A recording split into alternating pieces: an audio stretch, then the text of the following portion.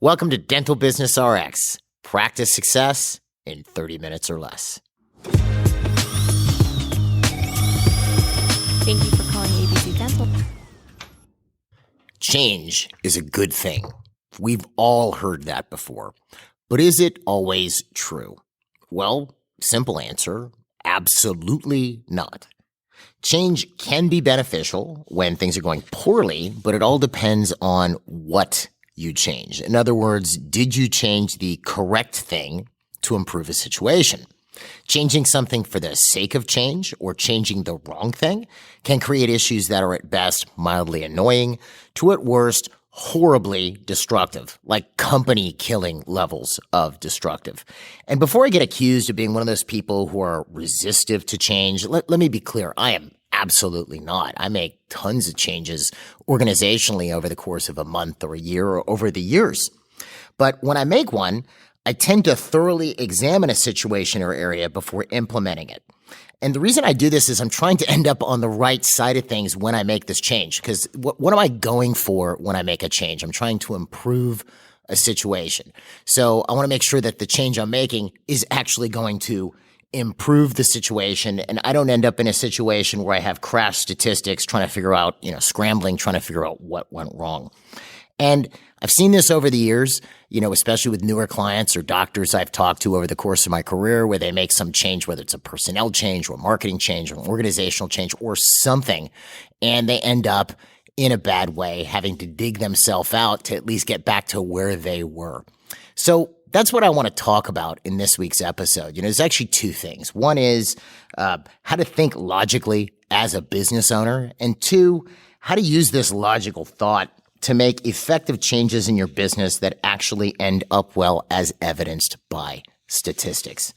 My name is Jeff Bloomberg, and I'm your host. And why don't I start off with a little bit of an example? Because, as what I just discussed in the intro there might sound a bit abstract, change. Let's look at an actual example. So let's say you're marketing your practice, and the way you tell if your practice marketing is working, let's say it's new patient marketing we're referring to here specifically, is, you're getting more new patients. Let's say all of a sudden, your new patients start to tail off. You were getting, 50, 60 a month, and then they drop into the 30s or maybe the high 20s. Well, that's a big problem, right? So you need to do something about that. But what do you do? And, I'll give you a couple examples of what I've seen people do. One, they'll just change their marketing or stop marketing altogether. Just stop. Or they'll fire their receptionist because they're answering the phone bad, some type of an arbitrary decision there. Or they'll do nothing. I guess my marketing just stopped working. So let's look at this for a second if we're approaching this logically. How do we fix this? So we were getting 60 new patients a month, and now we're getting 28, let's say. So where would we start when we're trying to fix something like this? Well, the first place you're going to want to start is, you have multiple channels for new patients, right? You might have referrals, and you have maybe pay-per-click, and maybe you got postcards going or a newsletter or something or other, right? You have multiple places you're getting new patients from. Well, ideally, you should be tracking what these sources are bringing into your practice. If you're not doing this already, as a business owner, you have to do this. There's a couple things you can do. I'll put up on the episode webpage, you can download our call log, new patient call log, where your receptionist is supposed to ask where the new patient came from. This is super critical, and I can't tell you, people will forget or whatever. This is something that you have to make as automatic as answering the phone by the third ring in your practice. It's something that you just have to do, or you really can't make decisions with your marketing that are right, for lack of a better word. And marketing is expensive, so you don't want to waste your money. But ideally, when someone calls your practice, even if they're calling off of a specific phone number that only relates to, let's say, your Facebook page or something like this, they should still be asked where they came from, because you never know. Someone could have, seen a promo card, wrote the number down, and then they're calling you off your Facebook page. Like you could get where they're coming from should be asked of every new patient, because then you can start to track where these people are coming from. And you want to make sure that whoever's answering the phone, I don't mean to go off on this too far, but this is important, really gets the question answered. Let's say you're sending out 3 different types of postcards, and they ask the new patient, so, what made you call the office? Well, I got a postcard. They should find out which one. Well, what did it look like? Well, it's green and has red lettering. Okay, well, that's a specific postcard. You know that. You note it down. Maybe you have a code word for that postcard. Anyway, but if you don't track where your new patients are coming from, it's kind of hard to figure out what to do to fix your new patients. But let's say you do. And you take a look and you go, okay, well, my referrals were about the same this month as they were the prior 2 months, right? Okay, so nothing has changed with relation to referrals, and they haven't gone down or up, so that's really not a problem. Then you might look at your pay-per-click. Let's say it's Google pay-per-click and Facebook ads. And you see that you're getting, last month you got 9 new patients from Google, and this month you got 8. Not a huge difference, right? And last month you got 7 new patients from Facebook, and this month you got 9. So that actually got a little bit better. So again, not a problem. But then you look at your postcard and you find out that last month you got 25 new patients from your postcard, and this month you got 2. Okay, so there's your problem, right? There's your problem. Because again, you could have just off the cuff said, I'm not doing any more marketing, this isn't working anymore, or my receptionist is terrible, or I should just do nothing, and there's nothing I can do about it or whatever, and become apathetic. No. In this case, you find out that because you're tracking where new patients are coming from, and again, don't forget you can download that call log for free. Because you're tracking it, you find out that you just lost a ton of new patients from your postcard. Your postcard was working last month and it's not working this month. So now as an executive, again, before we're making a change here, right, we would investigate this a little bit. You find out what happened. Well, maybe you find out that you changed your mailing list. You decided to start mailing to a different zip, or goofy things can happen with this stuff, folks. I've seen it where, especially if you're dealing with a mail house, maybe the mail house got, confused and they sent it to the wrong state. I've seen that before where a doctor in Texas had their postcard sent to, Illinois. I mean, even if it's a good postcard, they're not going to get a lot of new patients coming from there. So you want to find out what actually happened, okay? Which, just as an aside, you should always add your practice address to any postcard mailings you do, because then you can see when it actually went out, just as an aside, or your home address. Just slide yourself into the mailing list there. But I do it. But this way you find out, okay, we changed the mailing list, good. Then you can always just change it back, go back to the original mailing list that you had. And the funny thing about this, I'm using this word change a lot in this episode, there actually was a change there. You changed a mailing list. And that change brought about a worse scene. See? Interesting, isn't it? So before you make any sweeping changes in the practice, you find out what went wrong so that you can actually make the correct change. In this case, you'd just be reverting back to the old mailing list. You'll find all types of things like this. You changed your ads on Facebook and you didn't know it. Or in some cases, your postcards never really went out. Or you might have put a new receptionist on the job. Is anybody listening to them answering the phone? Maybe they're doing a bad job of it. They don't know what they're doing. But before you go and take sweeping action in that area, you find out what's really wrong so that you're actually solving the correct problem. I guess if we were to summarize this as to where this goes wrong, is people solve the wrong problem, right? Is really what it comes back to. And sometimes you get innocuous changes that you just make because it seems like the right thing to do, and they turn out to make things go worse. This happened to us years back in our new public sales area, the people who were calling prospective clients. This was years and years ago, folks.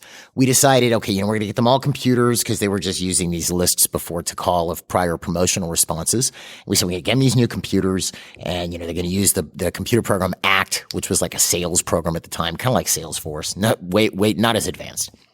And we get them ACT, we get them on the phone, and then we noticed that the stats dropped in the area. Number of phone calls out dropped, the number of contacts dropped, which is sort of the opposite of what you would hope for if you added computers. You're going high tech. This is how it's supposed to be, right? Well, we found out that they were spending more time futzing around with their computer than just calling people on the phone. So what did we do? The stats dropped off. We just pulled the computers and had them go back to what they were doing before because it was working. It was a bad change, right? So it tells you that when you make changes like this of any kind, and this is something that we have a tendency to do, if we make a change, whether it's a personnel change or some type of a policy change in the company that we've thoroughly investigated, and we think it's going to turn out positively, we still note what we changed and when we changed it and then watch. Because if after watching it for a bit, this is something that we teach on our program in a couple of the courses that we teach actually, is if things start to go poorly, you want to change that back. You don't want to leave it in place because it's obviously not going well. And how you change it back or what you do really depends on the situation. If let's say you had somebody answering the phone, they're doing a great job, but then they moved out of state to take care of some sick relatives and you had to hire a new receptionist, right? And then all of a sudden your new patients drop off. Well, you can't get this person to come back. That's obviously not going to happen. But if you really look at it, let's say this new hire that you brought in was a good hire. There's something either that this new hire isn't doing that the old one did, or there's something that they are doing that the old one didn't do. So you'd want to train them in such a way so that they replicated what your old receptionist did as much as possible. Heck, if they moved out of state, you could possibly even pay them to do some training with your new receptionist over the phone to get them up to the level skill-wise that your old receptionist was at, you see? So it's not a matter of, there are certain cases you can't bring this person back, fine. But let's say instead you took your receptionist wanted to go in the back and become a dental assistant, so you put them in the back and they trained up a new receptionist and your new patients drop. Okay, well then they're going to have to jump off the job as a dental assistant to go retrain this new receptionist. Or maybe this new receptionist just isn't cut out for the job. Hopefully, before you'd move this person to the back, you would have figured that out. But, if you didn't and it just didn't work out, you either need to replace them with the new receptionist or you need to train up the one that you have. That's why change in and of itself can be really constructive or horribly destructive. If you've been around for a while, you might remember back in the 80s, okay? Some of you go, I was born in the 80s. Okay, so anyway, Coke at one point, I was explaining this to somebody in my marketing department who was, born in the late 80s or early 90s. Coke back in 1985 decided to change their formula. So if you were born in the 70s or 60s or earlier, you will know what I'm talking about. Anyway, so for those of you younger folks who don't, back in 1985, Coke decided they were going to change their formula. They were losing market share to Pepsi because Pepsi was sweeter, they thought. So they did this whole project and they launched a whole new Coca-Cola, okay? It was new Coke. And loyal Coca-Cola drinkers, which I was one of. I was a teenager back during this period. This is the mid-'80s. And that was pretty much what I lived off of. There was no bottled water. There was bottled Coke, right?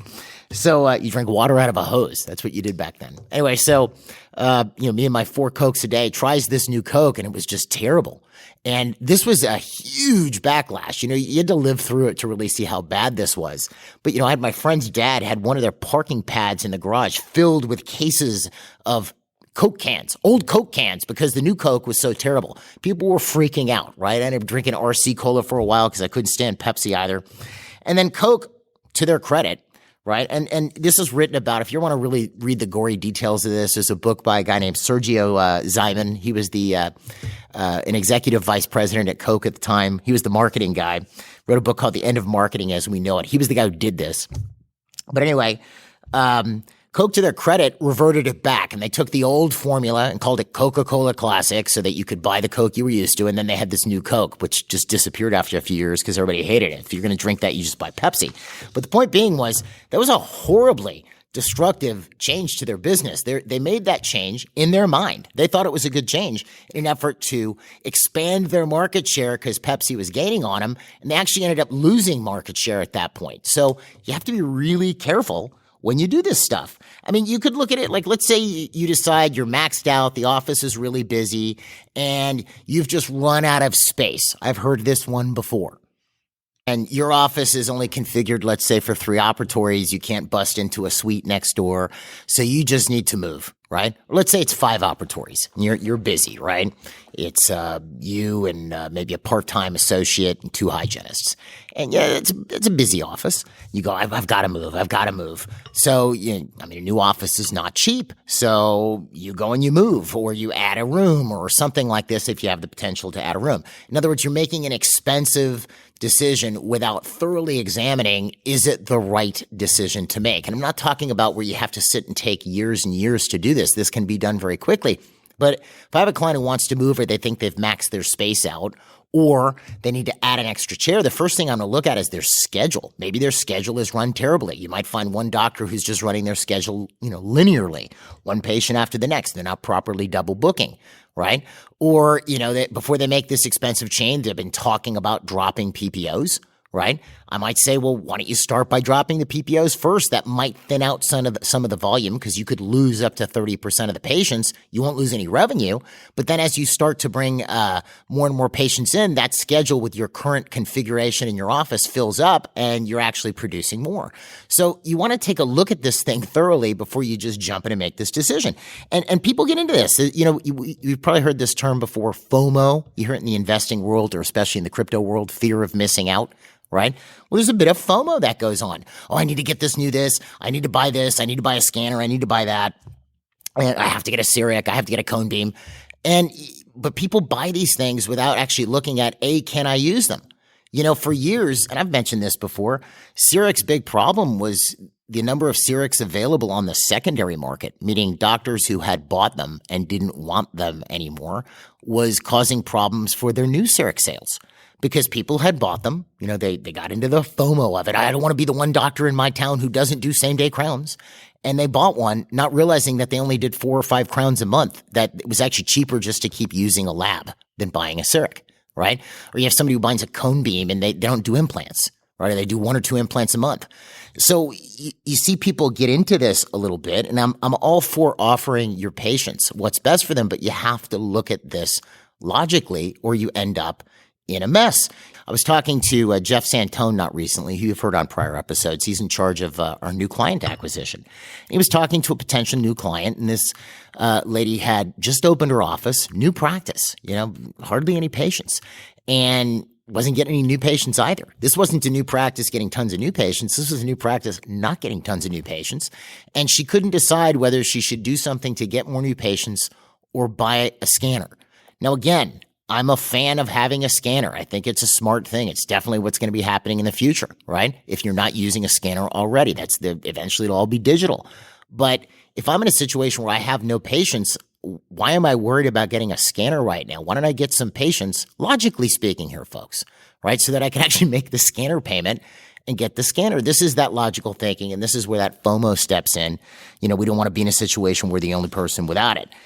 I see this also with, offering additional services in your practice. So again, I like this. I like being able to offer your patients more. It's nothing wrong with being a one-stop shop where you don't have to refer anything out if you really want to do that, or offering things that not everybody offers, whether it's sleep apnea treatments or, permanent implant dentures, all on 4s, things like this. These are great services, and we have clients who offer a ton of this. Matter of fact, we're partnered with a company that's delivering courses for stuff like that, whether it's FMR, all on 4s and things like that. I think it's a smart thing to have. But if I'm talking to a doctor who can't even sell the cases that he's already or she's already seeing, here's a patient who needs 3 crowns and the patient only wants to do what insurance covers and the doctor doesn't know what to do about that. Or here's a patient who needs, another treatment plan. The doctor can't get the patient to accept the treatment plan. And then the solution to this becomes, I need to just learn to do more stuff. That doesn't necessarily jibe. Why? I think it's great for you to learn how to place implants, but if you can't sell the stuff that you are already diagnosing, don't you think you're going to have that same problem with implants? Think about that for a second. So this is where you have to be able to step back and look at things logically. Now, what can mess up this logical thinking? For example, we advertise very heavily on the, for the MGE New Patient Workshop. You've probably heard about it. It's my shameless plug, folks. I only have 2 in this episode. I'll put it on the episode webpage if you want to learn more about the MGE New Patient Workshop. But if you have a dentist who's out there and they've got a situation where maybe they're getting 20, 30 new patients a month, and maybe half those patients say they only want to do what insurance covers or whatever it is, and the doctor's revenues aren't where they would like them to be, in most cases, they'll look at this and go, oh, well, the problem is I need more new patients. Now, I'm not saying that you shouldn't get more new patients. You absolutely should. But the idea that, well, no, you need to learn how to get those patients to accept their treatment plans, how to talk to them or communicate with them in such a way that they actually understand their treatment and want to do it. doesn't necessarily cross this doctor's mind. Now, why? I mean, think about this for a second. So here I am, I'm doing $75,000 a month. I'm getting 25, 30 new patients a month. And I think that if I want to do 100, I need more new patients because, I have open time on the schedule where I'm not being very productive. Okay. Let's say I have 3,000 or 4,000 charts and I've got one full-time hygienist. So let me play that scenario forward again. I kind of just made that up real quick, but I'm doing, $75,000 a month. I'm getting 20 to 30 new patients. I hope I got that right. I'm doing this off the cuff. And, I got 3,000, 4,000 charts. I have one full-time hygienist. And I go, okay, well, my solution if I want to do 100 is I need more new patients. Okay. So the first thing I would probably do is they're not seeing enough hygiene patients for the number of charts that they have. So they're wasting and not retaining the charts that they have. And I would look at how much incomplete treatment or how much diagnosed treatment is not being accepted by patients. I'll probably find a ton. As a matter of fact, if you want to just look at this yourself, look at your incomplete treatment list. You probably have millions of dollars on this list. But then the idea that, well, I could teach you or someone could teach you to communicate with those folks in such a way that they go, yes, I want to do it, may seem completely unreal to you or foreign, because, you're not a bad communicator and you're a doctor and you're smart. So of course, why aren't patients accepting? Well, they just don't care or they only want to do what insurance covers or whatever. That isn't the case. There are certain things you can do to make them actually want it. But that idea as a solution doesn't cross your mind because you think maybe it's impossible, maybe it's bogus, whatever it is. So the only solution is new patients, which again, you should get more new patients, but you really want to do both. You need to learn how to sell what you're already diagnosing, right? Because that's where, first off, your patients get well. And second off, that will increase your collections as well as, improve overall practice productivity as well as fill those openings in the schedule. So this is where you have to be able to look at things logically, and look at it and go, okay, the objective I'm going for is X. I want to produce 100,000 a month. And you take a look at, well, why am I not producing 100,000 a month? Well, okay, I've got this open time. Why am I not filling this open time? Well, that's where you might look and go, well, okay, I diagnosed $50,000 worth of treatment this week and only patients accepted 5 of it. Well, what happened to that other 45? If patients had even accepted half of it, you'd have no open time. You see?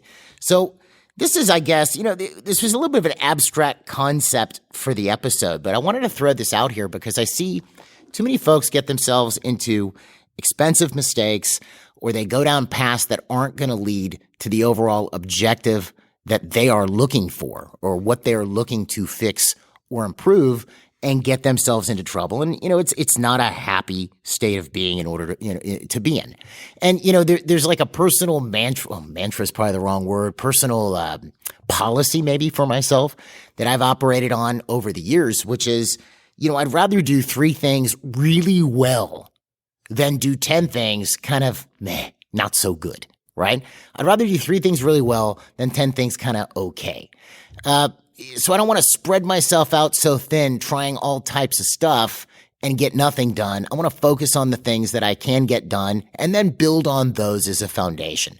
So if in your practice, you feel like you got pretty good control over the office, you have a good control over your new patient flow, you've got a good team, your case acceptance is good, patients listen to you, they want the treatment that you're presenting and they accept it, well, then you can build on that, right? You can add procedures to that. You can add to that.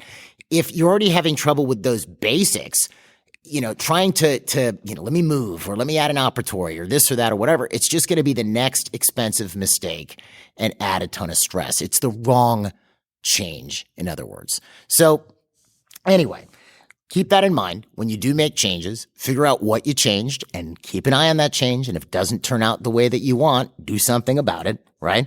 And before you go jumping into doing 20 different things, get what you're already doing done well and build on top of that. It was kind of a simple episode. I hope it helps. I'll put the links, as I mentioned, on the episode webpage, the call log, the new patient workshop, etc. And if you have any questions about any of this stuff or us here at MGE Online, you can give us a call at 800-640-1140 or find us online at mgeonline.com. Anyway, folks, I hope it helps. I hope it gives you something to think about with relation to your office. Have a great week, and I will see you at next week's episode.